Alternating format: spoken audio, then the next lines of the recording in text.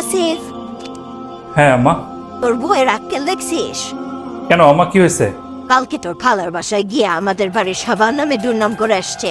এই জন্যই আমি ওকে একা কোথাও ছাড়তে চাই না। বাড়ির বউ বাড়িতে থাকাই ভালো। ব্যাপারটা দেখবি। আচ্ছা আম্মা, দেখতেছি। সুমাইয়া, আমি তোমার কাছ থেকে এটা আশা করি নাই। কেন? আমি এমন কি করছি? গতকাল তুমি খালার বাসায় গেছো, খালার বাসায় গিয়ে খালার ছেলের বউয়ের কাছে আমাদের সবার নামে দুর্নাম করনি? না তো, এটা তোমাকে কে বললো?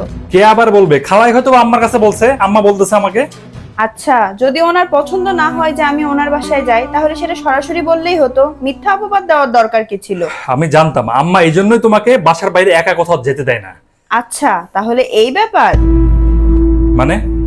হ্যাঁ, তোমার মা আর খালা বাড়ির বউদের নিয়ে যে খিচুড়ি পাকায় না, সেটার ব্যাপারে বাইরের কেউ যেন জানতে না পারে, সেজন্য উনি চায় যেন ওনার চোখের আড়ালে আমরা দেখা না করি।